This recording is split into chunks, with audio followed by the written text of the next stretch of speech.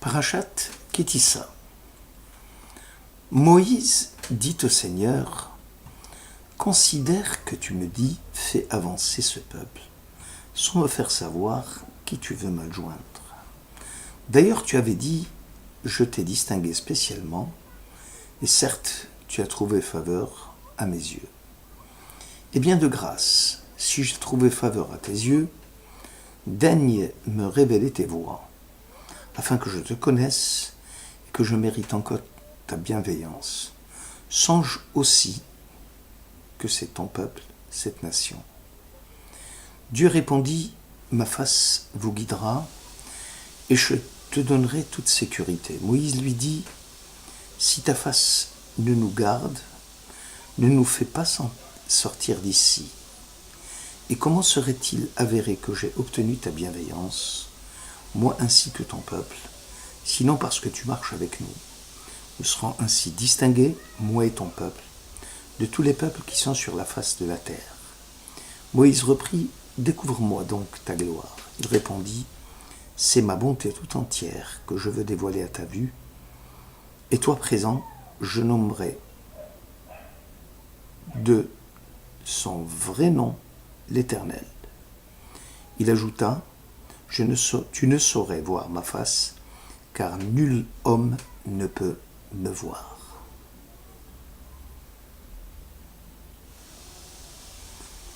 Exode chapitre 33. Moïse aimait donc le souhait de voir Dieu guider son peuple et non l'ange de Dieu. « Tu ne m'as pas fait savoir que tu veux m'adjoindre. » Il évoque ensuite la faveur qu'il a trouvée aux yeux de Dieu pour qu'il lui accorde une distinction spéciale, pour que le peuple juif ait enfin, il supplie l'Éternel pour avoir accès à la gloire divine. Maïmonide évoque ici la conduite des affaires du peuple juif par Dieu selon le mode rigueur-clémence, ce que Moshe conteste, souhaitant le face-à-face entre Dieu et le peuple. Baalei Hatfutzot explique la prudence de Moïse ainsi.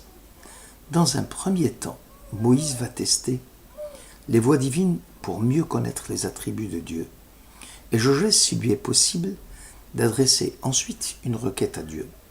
Il demandera alors d'être guidé par la conduite de Dieu et non celle de l'ange. Sforno souligne que Moïse implorait Dieu en disant « Tu m'as missionné pour être le messager chargé de conduire Israël vers le pays promis, alors fais-moi découvrir tes voies. » Dieu aurait répliqué « Ma face vous guidera, mais je ne résiderai pas parmi vous. » Moïse en fut troublé et répondit « Si ta face ne nous guide pas, c'est-à-dire si tu ne résides pas parmi nous, ne nous fais pas sortir d'ici. En quoi serions-nous distincts alors des autres peuples ?» Akedat Yitzhak va plus loin dans son analyse. Pour cet auteur, il y a trois catégories de providence, c'est-à-dire la suprême sagesse avec laquelle Dieu gouverne le monde. L'une d'elles, générale, concerne la direction générale du monde entier. L'autre est plus spécifique et concerne la conduite de la nation juive. Enfin, une troisième, beaucoup plus singulière que les deux précédentes, et touche par sa suprême sagesse les fidèles pieux, respectueux des commandements divins. Cette répartition, écrit l'auteur, correspond à l'ordre naturel du monde. Chacun d'entre nous est proche de ses amis, beaucoup plus proche des membres de sa famille, et encore plus proche de son conjoint et de ses propres enfants. Les craintes de Moïse reposaient sur l'éloignement éventuel de Dieu. À la suite du veau d'or, il ne fut apaisé qu'au moment où Dieu lui a promis que rien n'avait changé et que les attributs divins continueraient à témoigner de la compassion de Dieu envers ses créatures. Le mystère de Dieu reste caché à l'homme pour toujours. Tu ne sauras voir ma face, car l'homme ne peut voir ma face sans mourir. Dieu, disait Salomon, le roi bâtisseur du temple, avait résolu de résider dans une profonde ténèbre. Roi chapitre 1. Tout comme son essence, ses vues sont profondes, mystérieuses, impénétrable. Sa justice dépasse notre entendement. Nous prenons conscience de l'existence du mystère. Mais cette existence, notre esprit ne peut la pénétrer, car l'énigme ultime demeure insondable. L'homme a le privilège d'explorer le monde, du temps et de l'espace, mais ne peut explorer par-delà l'espace et le temps. Les premières paroles du Seigneur entendues par Moïse au cours de sa vie furent « Moshe, Moshe, al tikrav halom » Moïse, Moïse, n'approche pas d'ici. Moïse fait un détour pour voir le grand phénomène du buisson ardent. Mais quand la voix de l'Éternel atteignit son âme, il se voila la face, car il craignait de regarder Dieu. Les rabbins ont observé, pour récompenser Moïse, de s'être voilé la face. Le Seigneur lui a parlé face à face. Or Nadab et Abihu, fils d'Aaron, qui n'ont pas protégé leurs yeux de la splendeur de la Shekhinah, subiront la mort, écrit Exode Rabbah. La Mishnah Chagiga 2 précise « Celui qui consacre son esprit à ces 4 questions aurait mieux fait de ne pas venir au monde, à savoir, qu'y a-t-il au-dessus, qu'y a-t-il au-dessous, qu'y a-t-il avant le temps et qu'y a-t-il après le temps ?» De toute façon, affirmaient nos sages, ce qui est caché appartient au Seigneur notre Dieu. Le Maharal de Prague fait remarquer que Moïse demanda à Dieu de lui montrer comment allait se concrétiser la manifestation de la bienveillance à son égard. Le prophète avait regretté d'avance la proposition de devenir le père d'une nouvelle et grande nation. C'est ton peuple, la grande nation, et non moi, semble dire Moïse à Dieu. L'acte de bienveillance se manifeste alors par le fait que c'est ma face, dit Dieu, qui vous guidera. Quelle est la nature de la gloire divine et quel est le sens de cette gloire appelée Shekhinah? Souvent, elle a été révélée dans un nuage et a été comparée à un feu dévorant. Cette gloire, cette manifestation prophétique, n'apparaît pas sans voile. Des phénomènes naturels forment son cortège, mais ne constituent pas la gloire. La gloire n'est pas l'essence ou l'existence de Dieu. Cela posé, quelle est la nature donc de la Shekhinah? Ce que Moïse désirait connaître, fais-moi voir ta gloire. Dieu lui répondit, je ferai passer devant toi tout ce qui est bon en moi. Ici, la gloire est mise en équivalence avec la bonté de Dieu et ne peut être un phénomène physique. Et voici comment elle fut révélée. Moïse se tenait seul. La gloire passa. Le Seigneur descendit dans le nuage et la réponse fut révélée. Le Seigneur, clément et miséricordieux, lent à la colère, abondant en bonté et en fidélité, gardant bienveillance à la 1000e génération, pardonnant faute, transgression et péché, mais sans innocenter les coupables. Punissant la faute des pères sur les enfants, et sur les enfants des enfants jusqu'à la 3e et la 4e génération, Exode 34. Ici, la gloire est une puissance qui descend pour guider, pour remémorer. C'est une puissance agissant dans la nature et dans l'histoire. La gloire remplit la terre. Cela ne signifie pas que la gloire occupe l'espace, comme l'eau remplit les océans, mais que la terre est pleine de la présence de Dieu. Ici, la gloire signifie une présence vivante et rayonnante de Dieu sur terre. Le monde communique quelque chose de la grandeur intime de Dieu. Actuellement, la gloire de Dieu est cachée dans le monde qui vient. La gloire du Seigneur se révélera et toute chair pareillement la verra. Isaïe chapitre 40. La gloire de Dieu remplit la terre, mais la connaissance de la gloire nous échappe. Nous ne l'apercevons pas.